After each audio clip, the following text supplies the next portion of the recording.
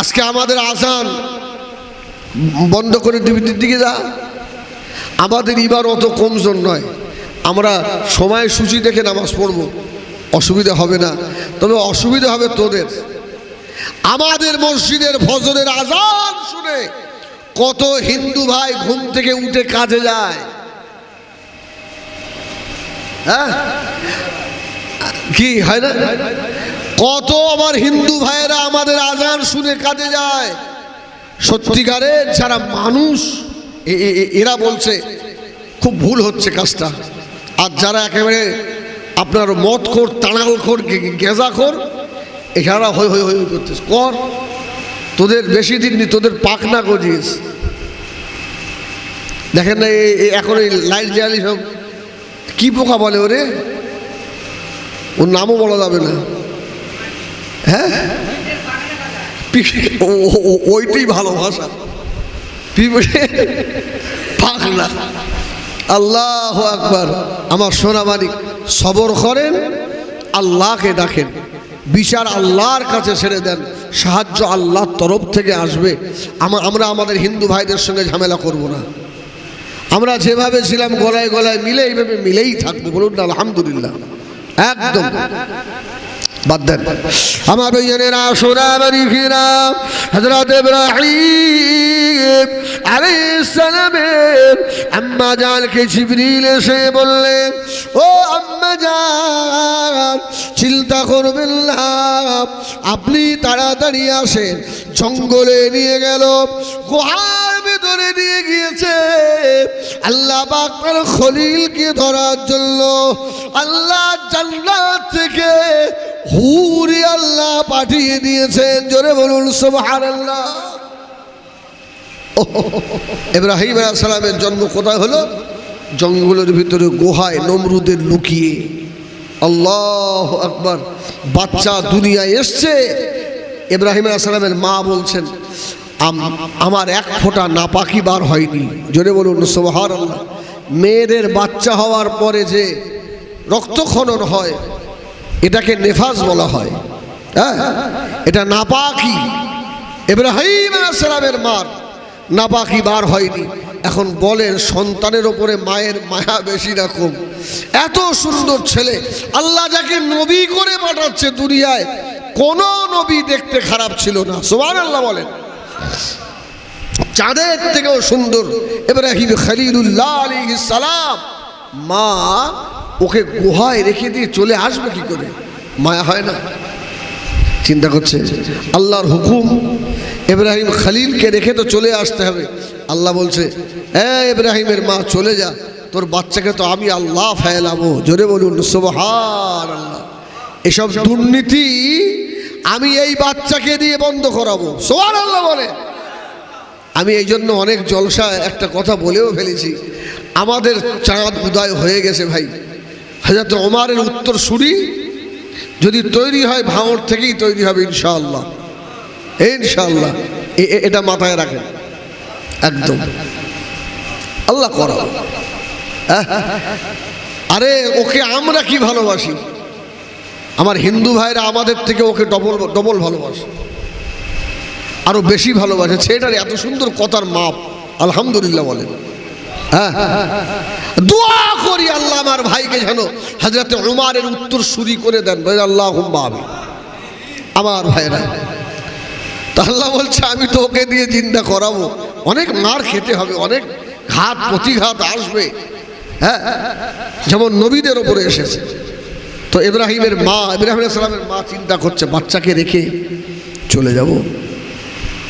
আল্লাহ তরফ থেকে আওয়াজ হলো, ও জিবাসালাম, ইব্রাহিমের মাকে জানিয়ে দাও হযরত ইব্রাহিমের 3টে আঙুল যেন মুখের ভিতরে ঢুকিয়ে দেয়।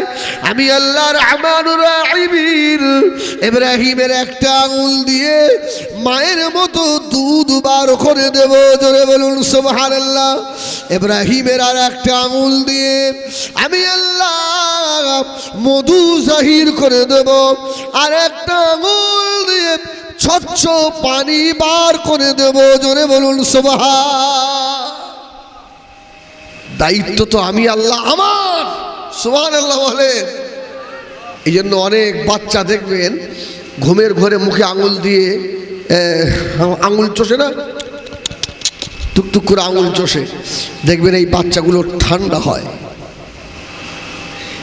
এই আঙুল চষা বাচ্চাগুলো শান্ত বাচ্চা হয়। তো ইব্রাহিম খলিলুল্লাহ কোহার ভিতরে আল্লাহর হুকুম তিনটে আঙুল মুখের মধ্যে দিয়ে দিয়ে, একটায় দুধ, একটা মধু, আর একটা পানি আল্লাহ জাহির করে দিয়েছে। জোরে বলুন সুবহানাল্লাহ। জিবরিল বলছে, এ ইব্রাহিমের মা, বাড়ি চলে যাও, যাও।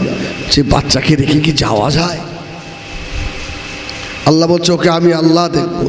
জঙ্গলের ভিতরে হিংস্র বাঘ আছে না, বাঘ মানুষের গন্ধ পেয়ে ও আমার বেজেরা হযরত ইব্রাহিম আলাইহিস সালামের কাছে চলে এলেন। ষাঁড়ের মতো বাচ্চা বাঘ আক্রমণ করবে, আল্লাহর তরফ থেকে হুকুম হয়ে গেল, এ বাঘ খবরদার, আমার ইব্রাহিমের যেন একটা লোমেও আঘাত না হয়। জোরে বলুন সুবহানাল্লাহ। আল্লাহ,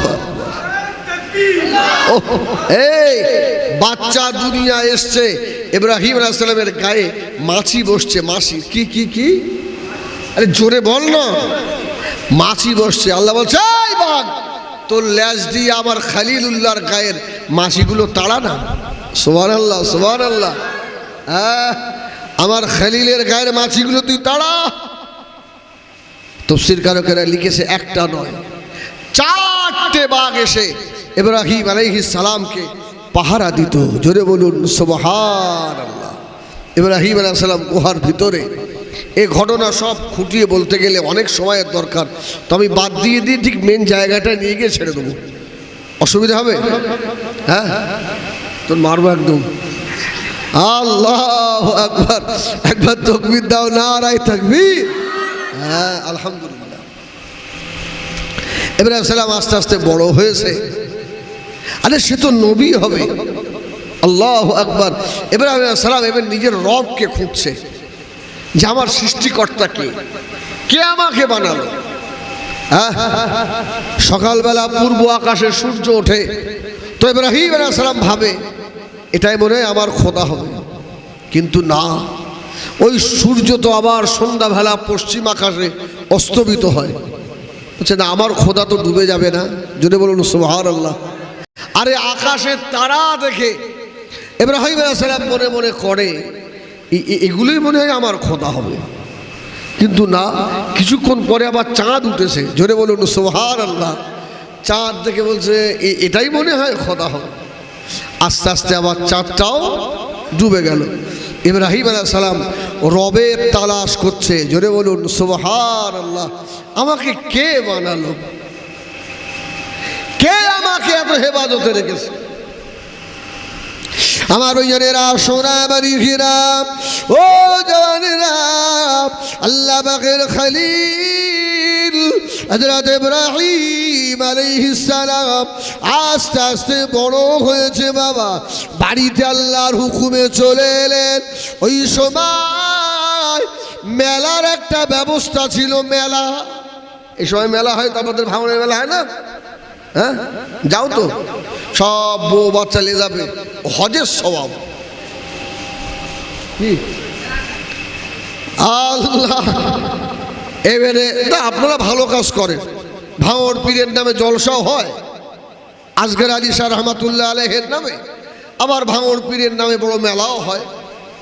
এবারে তো আপনাদের এই কলেজ মাঠের জলসায় আমার দাওয়াত ছিল, কিন্তু আল্লাহ পাকের শুকর এত পানি খোদা দিয়েছে কি, আমি অল্প একটু মিনিট 1-1.5 ঘন্টা মতো বক্তব্য রেখেছিলাম।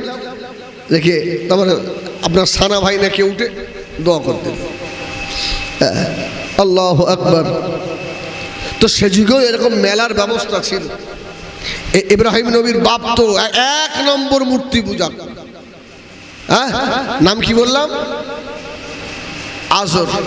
অরিজিনাল নাম তারেক। এসে বলছে, ইব্রাহিম ও কাজের মেলায় যাবে? চলো, সবাই যাচ্ছে, চলো। ইব্রাহিম আলাইহিস সালাম বললেন, ইন্নী সাকিম, আমি অসুস্থ। কিন্তু ইব্রাহিম আলাইহিস সালাম তো সুস্থ ছিলেন। তাফসীর কারকেরা লিখেছে শরীর অসুস্থ দুই প্রকার, মানসিক আর শারীরিক আর মানসিক। তিনি তো নবী, তিনি মানসিক দিকে অসুস্থ ছিলেন, সুস্থ ছিলেন না। এই জন্য কোন নবী দুনিয়ায় মিথ্যা কথা বলেনি। জোরে বলুন সুবহানাল্লাহ। সকলে মেলায় চলে গিয়েছে বাবা। হযরত ইব্রাহিম আলাইহিস সালাম বাবা সারকে বহুবার বলেছিলেন একে কেন সিজদা করো? বলো আমাদের খোদা। বলে খোদার খেতে দাও, খোদা তো খায় না। খোদার গায়ে মাছি বসে, খোদা তাড়াতে পারে না। খোদার ভিতরে ইঁদুর ঢুকে যায়, খোদা ইঁদুরও তাড়াতে পারে না। ও খোদা না হোদা, এ তো বোঝাও যাচ্ছে না।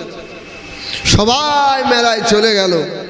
ইব্রাহিম আলাইহিস সালাতু ওয়াস সালাম একটা কুড়ুল নিয়ে, কুড়ুল হাতে করে লে যত ছোটোখাটো খোদা ছিল সব খোদার মেরে ফেলে আর বড় খোদার গলায় ওই কুড়ুলটা ঝুলিয়ে দিয়েছে। ওরা মেলা থেকে ফিরে এসে দেখছে কি সর্বনাশ, আমাদের খোদার একটারও তো মাথা নেই, সব শেষ করে ফেলেছে। আর বড় খোদার গলায় কুড়ুল।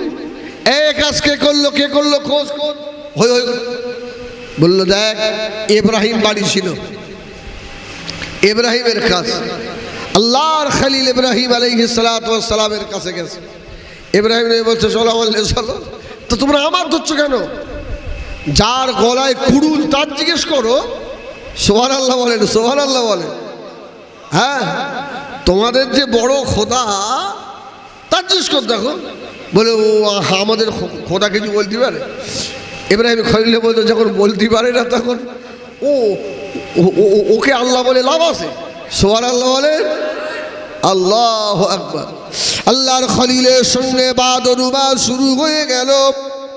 ও আমার বেজনেরা, নমরুদ খোদা দাবি করেছিল। আল্লাহ পাকের খলিল হযরত ইব্রাহিম আলাইহিস সালাম বললেন, এ নমরুদ বেঈমান, তুই যে খোদা দাবি করিস, আমার খোদা জীবিতকে মৃত করতে পারে, মৃতকে জীবিত করে, এই ক্ষমতা তোর কি আছে? নমরুদ শয়তান বলল আমারও আছে। কি করে দেখা, তাই তোমাকে খোদা বলে মানবো। আরে নমরুদের সাবানায় যে জেলখানা ছিল, একটা লোকের যাবজ্জীবন জেল, আর একটা লোকের ফাঁসির অর্ডার হয়ে গেছে। ও শয়তান কি করেছে, এই দুটো লোককে ধরে এনেছে। বলে ইব্রাহিম এই দেখো, আমি একজনের কাল ফাঁসি দেবো, তাহলে মৃত্যু আমার হাতে, ওরে মেরে ফেলবো। আর এরে আমি মারবো না, আমি ওকে ছেড়িয়ে দিলাম, ও সারা জীবন থাকবে। ইব্রাহিম আলাইহিস সালাম বললেন এ কি একটা কথা হলো? তুমি জেলখানা থেকে লোক ধরে এনে বল, আরে এর তো ফাঁসির অর্ডার হয়ে গেছে, ও তো কাল মরেই যাবে। ইব্রাহিম নবী বলল তোমাকে আমি খোদা বলবো না। আরে তুমিও যাও, আমিও তাই, আমি তোমাকে খোদা বলবো না। ইব্রাহিম আলাইহিস সালাম বললেন ঠিক আছে, আর একটা পরীক্ষা করি। আচ্ছা, আমার আল্লাহ যে পূর্ব আকাশ দিয়ে সূর্য ওঠায়, তুমি একবার উঠিয়ে দেখাও দিন। সুবহানাল্লাহ বলেন, সুবহানাল্লাহ বলেন। আরে নমরুদ শয়তানের মাথায় তো এটা নেই। নমরুদ যদি ইব্রাহিম খলিলকে ঘুরিয়ে প্রশ্ন করত যে তোমার খোদা পারে, যদি এই প্রশ্নটা যদি করত, তাহলে আমার খোদার কি ক্ষমতা আছে না নেই? পারতো না, পারতো না। ইব্রাহিমের মাথায় ওটা আর নেই, ওটা বলতেই পারলো না। আমার ভাইয়েরা সোনার খিরাম, হযরত ইব্রাহিম আলাইহিস সালামের দুশমন হয়ে গেল বাবা।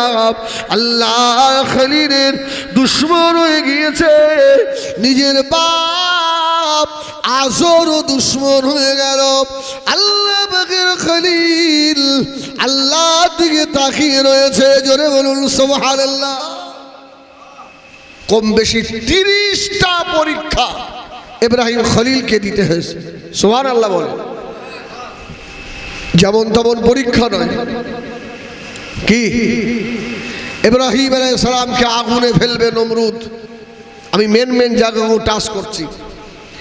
আগুনে ফেলে দেবে, দুনিয়ার সব কাঠ এনে হাজির করে বিরাট আগুন জ্বালিয়েছে।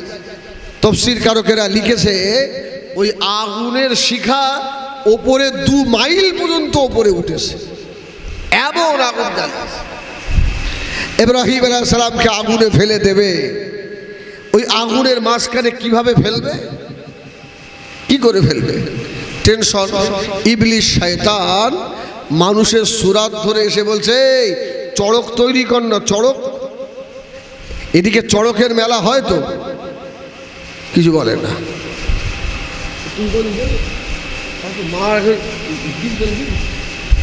আমিও একবার গেছি, সে অনেক ছোটবেলায়, তখন তো বুঝতুম না, আল্লাহ মাফ করুক। হ্যাঁ, একদম চড়কে যাওয়া যাবে না, কঠিন গোনা হবে। দেখেন এখান থেকে বেশ কয়েকটা জিনিস আমরা পেয়ে যাবো আজকে, যেগুলো আমাদের জানা ছিল না। তো ইব্রাহিম আলাইহিস সালামকে আগুনে ফেলে দেবে। ইবলিস এসে যুক্তি দিয়ে গেল, চড়কের মাথায় বেঁধে ঘুরিয়ে ঘুরিয়ে ছুঁড়ে ফেল। বলল ঠিক আছে। ওরা চড়ক তৈরি করেছে, ইব্রাহিম আলাইহিস সালামকে বেঁধেছে। তফসির কারকেরা লিখেছে জিবরিল আমিন এসে ওই চড়কের গোড়া ধরে রেখেছে। জোরে বলুন সুবহানাল্লাহ। চড়ক ঘোরাচ্ছে আর ঘোরে না। ইবলিস শয়তান এসে বলল ইব্রাহিমকে এইভাবে আগুনে ফেলা যাবে না, ফেলতে পারবে না। এই আগুনের পাশে 40টা যুবতী আর 40টা যুবক এনে অলঙ্গ ল্যাংটো করে জিনা করাতে হবে। নাউজুবিল্লাহ বলেন। এই যেখানে জেনা হবে সেখানে ফেরেশতা থাকবে, জিবরাইল যে ধরে আছে ওই জিবরাইল আর থাকবে? এখন কিছু বলে না, বলবি তো। আল্লাহু আকবার বলেন, আল্লাহু আকবার।